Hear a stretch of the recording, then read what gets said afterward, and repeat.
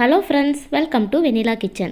இன்றைக்கி நம்ம கிச்சனில் குட்டீஸுக்கெல்லாம் ரொம்ப பிடிச்ச ரிங் ஆனியன் ஆம்லெட் எப்படி பண்ணுறதுன்னு தாங்க பார்க்க போகிறோம். வாங்க எப்படி பண்ணுறதுன்னு வீடியோக்குள்ளே போய் பார்க்கலாம். நீங்கள் இப்போ தான் ஃபர்ஸ்ட் டைம் நம்ம சேனல் பார்க்குறீங்கன்னா மறக்காமல் சப்ஸ்கிரைப் பண்ணிவிட்டு பக்கத்தில் இருக்கிற பெல் ஐக்கானை கிளிக் பண்ணிடுங்க. இந்த ரெசிபி பண்ணுறதுக்கு நான் பெரிய சைஸில் ஒரு வெங்காயம் எடுத்துகிட்டு நல்லா க்ளீன் பண்ணிவிட்டு இது போல் ரவுண்டாக நம்ம கட் பண்ணி எடுத்துக்கலாங்க.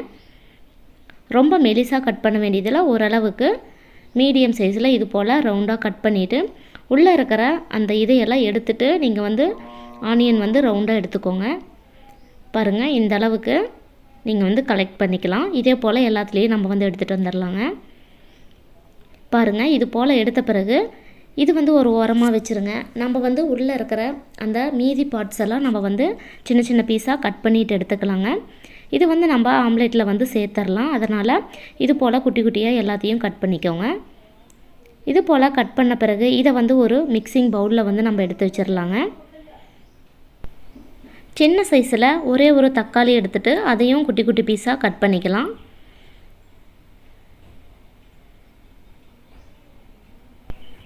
இதையும் மிக்சிங் பவுலில் நம்ம சேர்த்துடலாங்க. இது கூடவே கொஞ்சமாக மல்லி இலைகளை குட்டி குட்டியாக கட் பண்ணிவிட்டு இதையும் நம்ம மிக்சிங் பவுலில் ஆட் பண்ணிக்கலாம்.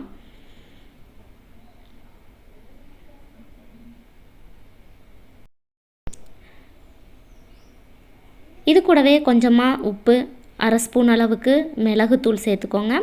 அப்புறம் 2 முட்டையை நம்ம உடச்சி ஊற்றிக்கலாங்க. ஒரு ஸ்பூன் வச்சு இதை நல்லா மிக்ஸ் பண்ணிக்கலாங்க. இது கூட தேவைப்பட்டால் உங்களுக்கு காரத்துக்காக ஒரு பச்சை மிளகாவை குட்டி குட்டியாக கட் பண்ணிவிட்டு கூட நீங்கள் சேர்த்துக்கலாம். நான் எதுவும் சேர்க்கலை. பெப்பர் மட்டும் காரம் ஓகேங்கிறதுனால நான் அப்படியே சேர்த்துக்கிட்டேங்க. எல்லாத்தையும் நல்லா மிக்ஸ் பண்ண பிறகு கடாயில் ஆயில் சேர்த்துட்டு நம்ம கட் பண்ணி வச்சுருக்கிற ரிங் ஆனியனை உள்ளே சேர்த்துடலாங்க. இது கொஞ்சம் லைட்டாக ஹீட் ஆன பிறகு நீங்கள் மிக்ஸ் பண்ணி வச்சுருக்கிற முட்டையை உள்ளே சேர்த்துடலாம்.